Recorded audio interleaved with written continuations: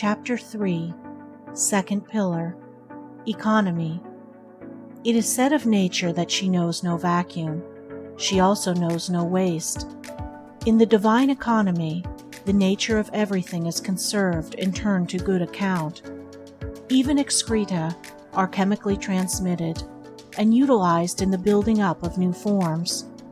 Nature destroys every foulness, not by annihilation, but by transmutation, by sweetening and purifying it, and making it serve the ends of things beautiful, useful, and good. That economy which, in nature, is a universal principle, is in man a moral principle, and it is that quality by which he preserves his energies and sustains his place as a working unit in the scheme of things. Financial economy is merely a fragment of this principle, or rather, it is a material symbol of that economy which is purely mental, and its transmutation spiritual. The financial economist exchanges coppers for silver, silver for gold, gold for notes, and the notes he converts into the figures of a bank account. By these conversions of money into more readily transmissible forms, he is the gainer in the financial management of his affairs. The spiritual economist transmutes passions into intelligence, intelligence into principles, principles into wisdom, and wisdom is manifested in actions, which are few but powerful in effect. By all these transmutations he is the gainer in character and in the management of his life. True economy is the middle way in all things, whether material or mental, between waste and undue retention. That which is wasted, whether money or mental energy, is rendered powerless. That which is selfishly retained and hoarded up is equally powerless. To secure power, whether of capital or mentality, there must be concentration, but concentration must be followed by legitimate use. The gathering up of money or energy is only a means. The end is use, and it is use only that produces power. An all-round economy consists in finding the middle way in the following 7 things: money, food, clothing, recreation, rest, time, and energy. Money is the symbol of exchange and represents purchasing power. He who is anxious to acquire financial wealth, as well as he who wishes to avoid debt, must study how to apportion his expenditure in accordance with his income, so as to leave a margin of ever-increasing working capital, or to have a little store ready in hand for any emergency.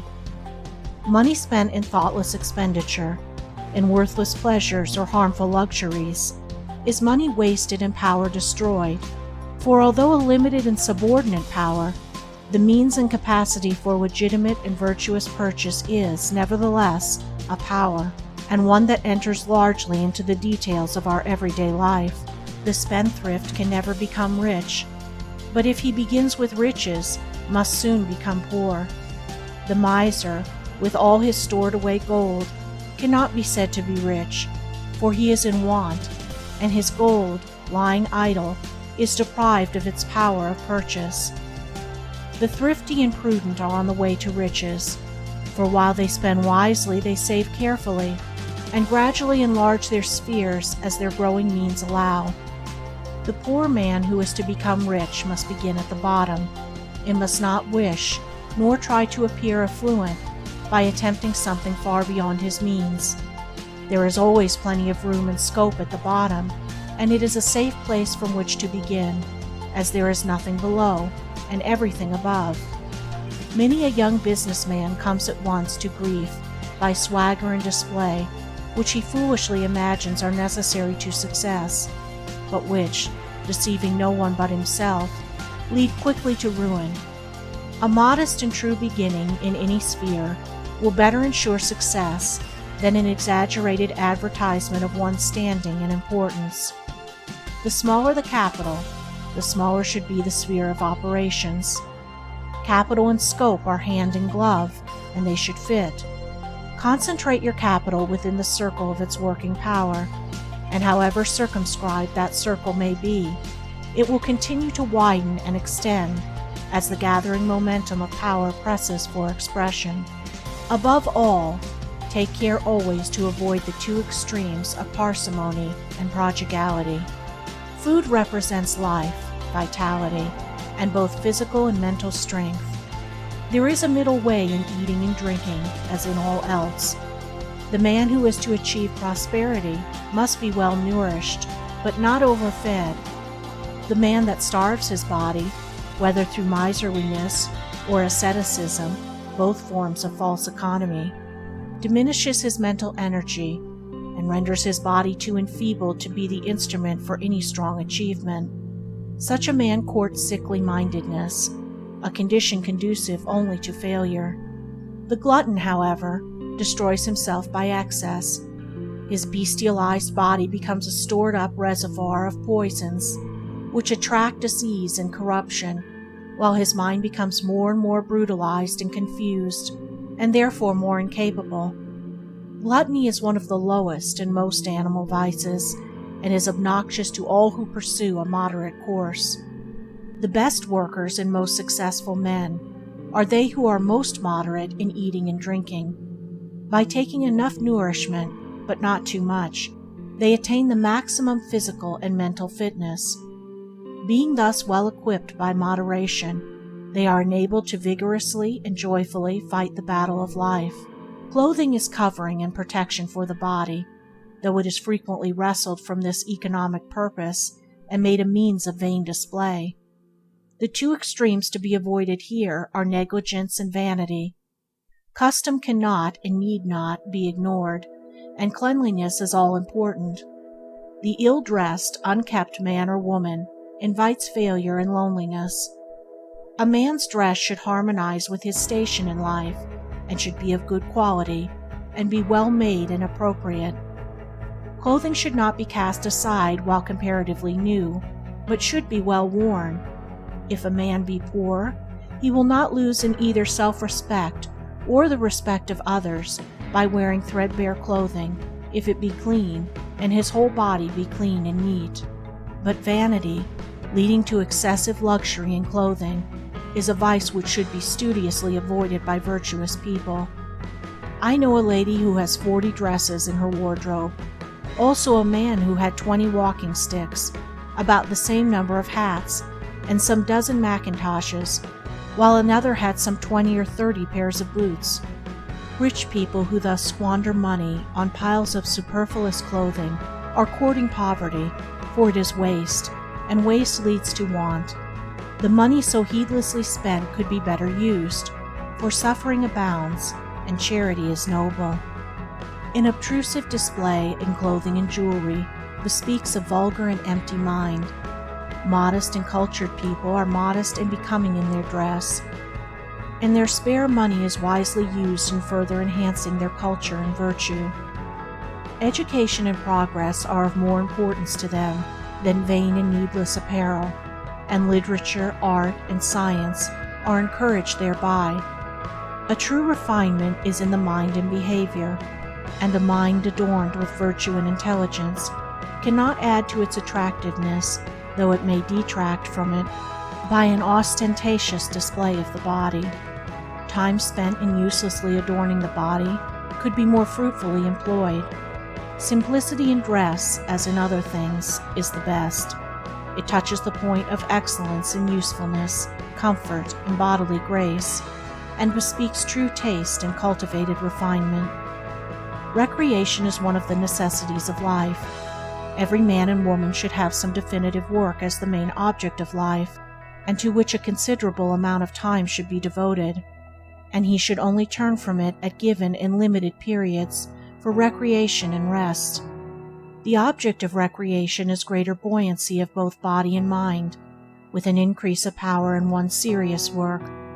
It is therefore a means, not an end, and this should ever be borne in mind, for to many, some forms of recreation, innocent and good in themselves, become so fascinating that they are in danger of making themselves the end of life, and of thus abandoning duty for pleasure. To make of life a ceaseless round of games and pleasures with no other object in life, is to turn living upside down, as it were, and it produces monotony and enervation. People who do it are the most unhappy of mortals, and suffer from languor, ennui, and peevishness. As sauce is an aid to digestion, and can lead only to misery when made the work of life. When a man has done his day's duty, he can turn to his recreation with a free mind and a light heart, and both his work and his pleasure will be to him a source of happiness. It is true economy in this particular, neither to devote the whole of one's time to work nor to recreation, but to apportion to each its time and place, and so to fill out life with those changes which are necessary to a long life and a fruitful existence. All agreeable changes are recreation, and the mental worker will gain both in the quality and quantity of his work by laying it down at the time appointed for restful and refreshing recreation, while the physical worker will improve in every way by turning to some form of study as a hobby or means of education. As we do not spend all of our time in eating or sleeping or resting, neither should we spend it in exercise or pleasure, but should give recreation its proper place as a natural tonic in the economic scheme of our life. Rest is for the recuperation after toil. Every self-respecting human should do sufficient work every day to make his sleep restful and sweet, and his rising up fresh and bright. Enough sleep should be taken, but not too much. Overindulgence on the one hand, or deprivation on the other, are both harmful. It is an easy matter to find out how much sleep one requires. By going to bed early and getting up early, rising a little earlier every morning if one has been in the habit of spending long hours in bed, one can soon very accurately gauge and adjust the number of hours he or she requires for complete recuperation. It will be found as the sleeping hours are shortened that the sleep becomes more and more sound and sweet, and the waking up more and more alert and bright. People who are to prosper in their work must not give way to ignoble ease and overindulgence in sleep. Fruitful labor and not ease is the true end of life, and ease is only good insofar as it subserves the ends of work. Sloth and prosperity can never be companions, and can never even approach each other. The sluggard will never overtake success, but failure will speedily catch up with him and leave him defeated. Rest is to fit us for greater labor, and not to pamper us in indulgence. When the body vigor is restored, the end of rest is accomplished. A perfect balance between labor and rest contributes considerably to health, happiness, and prosperity. Time is that which we all possess in equal measure. The day is not lengthened for any man. We should therefore see to it that we do not squander its precious minutes in unprofitable waste. He who spends his time in self-indulgence and the pursuit of pleasure presently finds himself old, and nothing has been accomplished. He who fills full with useful pursuits the minutes as they come and go grows old in honor and wisdom, and prosperity abides with him. Money wasted can be restored, health wasted can be restored, but time wasted can never be restored. It is an old saying that time is money. It is, in the same way, health and strength and talent and genius and wisdom, in accordance with the manner in which it is used, and to properly use it, the minutes must be seized upon as they come, for once they pass they can never be recalled. The day should be divided into portions, and everything, work, leisure, meals, recreation, should be attended to in its proper time, and the time of preparation should not be overlooked or ignored. Whatever a man does, he will do it better and more successfully by utilizing some small portion of the day in preparing his mind for his work. The man who gets up early in order to think and plan, that he may weigh and consider and forecast, will always manifest greater skill and success in his particular pursuit than the man who lives in bed till the last moment, and only gets up just in time to begin breakfast. An hour spent in this way before breakfast will prove of the greatest value in making one's efforts fruitful. It is a means of calming and clarifying the mind, and of focusing one's energies so as to render them more powerful and effective. The best and most abiding success is that which is made before 8 o'clock in the morning. He who is at business at 6 o'clock will always, other conditions being equal, be a long way ahead of the man who is in bed at 8. The lie-abed heavily handicaps himself in the race of life.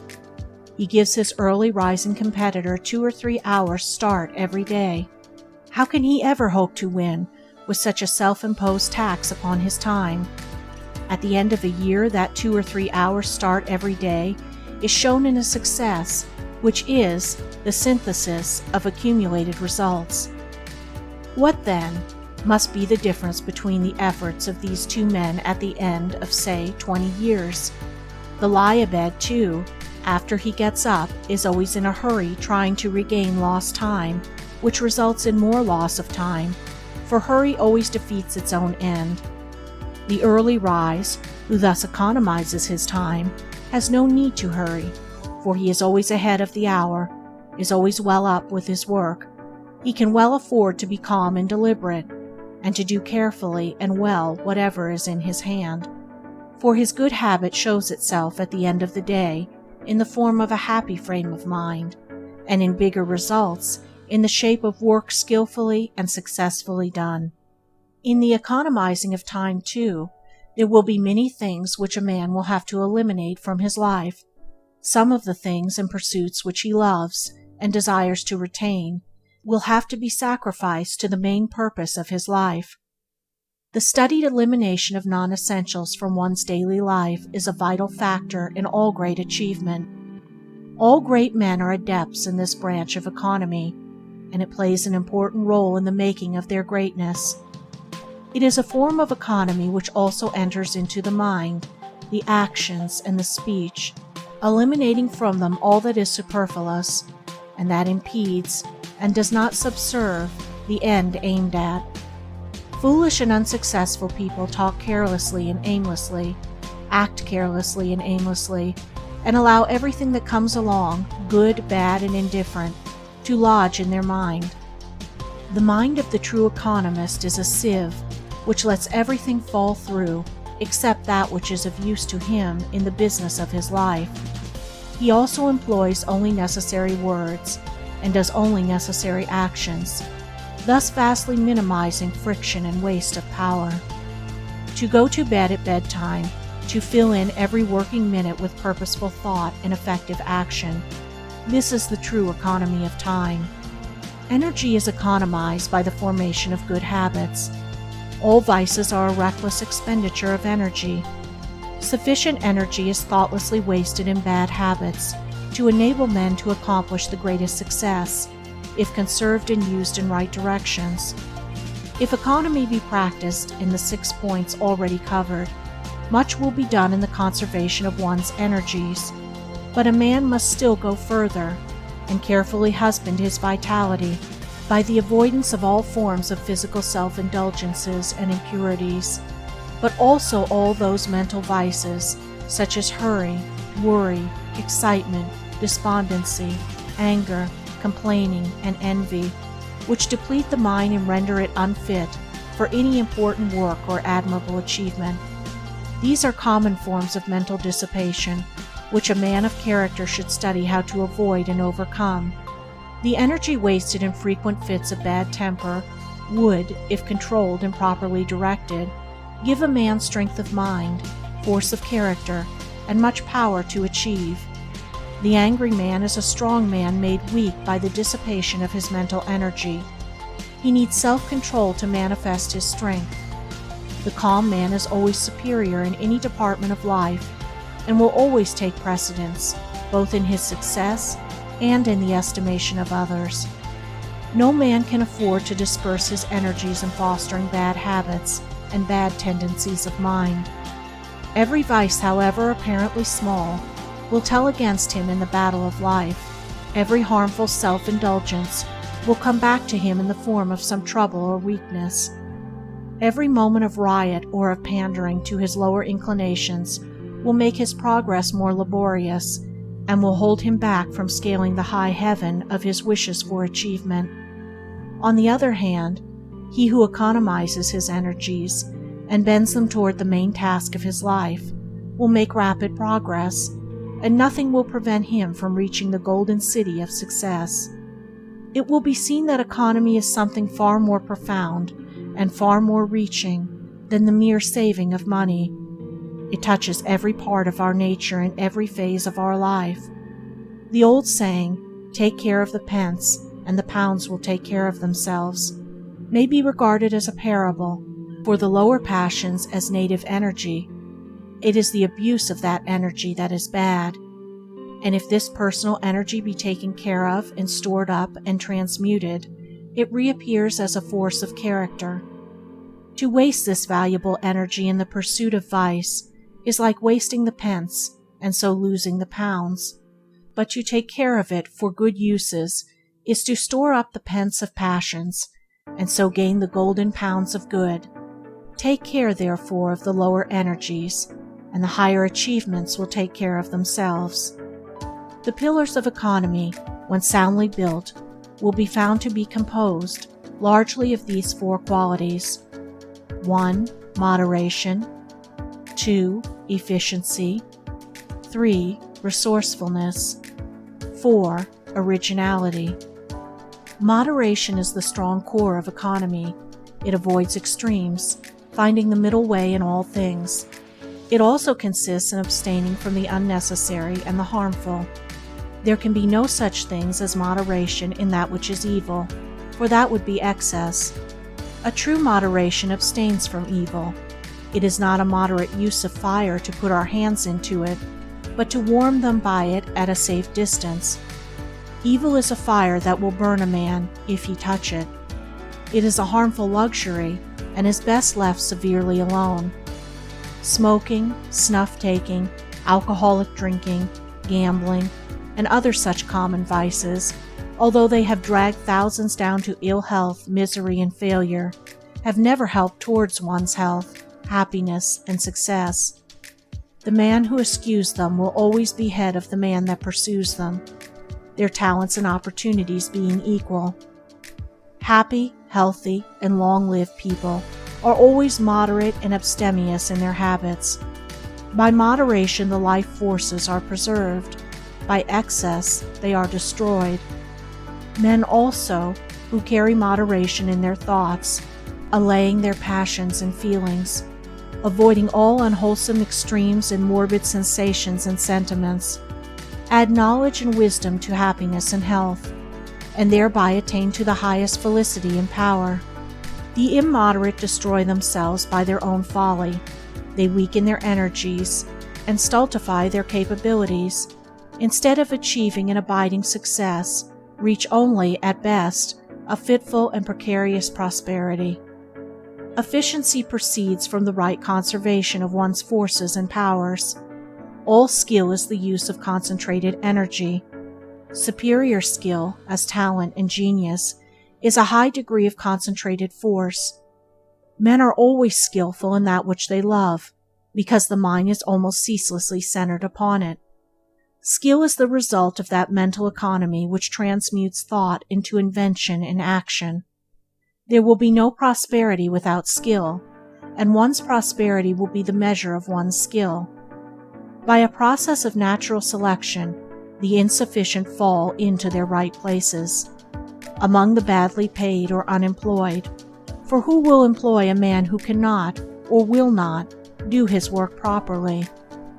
An employer may occasionally keep a man out of charity, but this will be exceptional, as places of business, offices, households, and all centers of organized activity are not charitable institutions, but industrial bodies which stand or fall on the fitness and efficiency of their individual members. Skill is gained by thoughtfulness and attention. Aimless and inattentive people are usually out of employment, to wit, the lounger at the street corner. They cannot do the simplest thing properly, because they will not rouse up the mind to thought and attention. Recently, an acquaintance of mine employed a tramp to clean his windows. But the man had refrained from work and systematic thought for so long that he had become incapable of both, and could not even clean a window. Even when shown how to do it, he could not follow the simple instructions given. This is an instance, too, of the fact that the simplest thing requires a measure of skill in the doing. Efficiency largely determines a man's place among his fellows, and leads one on by steps to higher and higher positions as greater powers are developed. The good workman is skillful with his tools, while the good man is skillful with his thoughts. Wisdom is the highest form of skill, aptitude in incipient wisdom. There is one right way of doing everything, even the smallest, and 1,000 wrong ways. Skill consists in finding the one right way and adhering to it. The insufficient bungle confusedly about among the 1,000 wrong ways, and do not adopt the right way even when it is pointed out to them. They do this in some cases because they think, in their ignorance, that they know best, thereby placing themselves in a position where it becomes impossible to learn, even though it be only to learn how to clean a window or sweep a floor. Thoughtlessness and inefficiency are all too common. There is plenty of room in the world for thoughtful and efficient people. Employers of labor know how difficult it is to get the best workmanship. The good workman, whether with his tools or brain, whether with speech or thought, will always find a place for the exercise of his skill. Resourcefulness is the outcome of efficiency. It is an important element in prosperity, for the resourceful man is never confounded. He may have many falls, but he will always be equal to the occasion, and will be on his feet again immediately. Resourcefulness has its fundamental cause in the conservation of energy. It is energy transmuted. When a man cuts off certain mental or bodily vices which have been depleting him of his energy, what becomes of the energy so conserved? It is not lost or destroyed, for energy can never be lost or destroyed. It becomes productive energy. It reappears in the form of fruitful thought. The virtuous man is always more successful than the vicious man because he is teeming with resources. His entire mentality is alive and vigorous, abounding with stored-up energy. What the vicious man wastes in barren indulgence, the virtuous man uses in fruitful industry. A new life and a new world, abounding with all fascinating pursuits and pure delights, open up to a man who shuts himself off from the old world of animal vice, and his place will be assured by the resources which will well up within him. Barren seed perishes in the earth. There is no place for it in the fruitful economy of nature. Barren minds sink in the struggle of life. Human society makes for good, and there is no room in it for the emptiness engendered by vice. But the barren mind will not sink forever. When it wills, it can become fruitful and regain itself. By the very nature of existence, by the eternal law of progress, the vicious man must fall. But having fallen, he can rise again. He can turn from vice to virtue and stand, self-respecting and secure, upon his own resources. The resourceful men invent, discover, initiate. They cannot fail, for they are in the stream of progress. They are full of new schemes, new methods, new hopes, and their life is so much fuller and richer thereby. They are men of supple minds. When a man fails to improve his business, his work, his methods, he falls out of the line of progress and has begun to fail. His mind has become stiff and inert, like the body of an aged man, and so fails to keep pace with the rapidly moving ideas and plans of resourceful minds. A resourceful mind is like a river which never runs dry, and which affords refreshment and supplies new vigor in times of drought. Men of resources are men of new ideas, and men of new ideas flourish where others fade and decay. Originality is resourcefulness ripened and perfected. Where there is originality, there is genius, and men of genius are the lights of the world. Whatever work a man does, he should fall back upon his own resources in the doing of it. While learning from others, He should not slavishly imitate them, but should put himself into his work, and so make it new and original. Original men get the ear of the world. They may be neglected at first, but they are always ultimately accepted and become patterns for mankind. Once a man has acquired the knack of originality, he takes his place as a leader among men in his particular department of knowledge and skill. But originality cannot be forced. It can only be developed, and it is developed by proceeding from excellence to excellence, by ascending in the scale of skill, by the full and right use of one's mental powers. Let a man consecrate himself to his work. Let him, so consecrated, concentrate all his energies upon it, and the day will come when the world will hail him as one of its strong sons, and he too, like Balzac, who after many years of strenuous toil one day exclaimed, "I am about to become a genius. I am about to become a genius," will at least discover to his joy that he has joined the company of original minds, the gods who lead mankind into newer, higher, and more beneficent ways. The composition of the second pillar is thus revealed. Its building awaits the ready man who will skillfully apply his mental energies. End of Chapter 3. Recording by Andrea Fiore.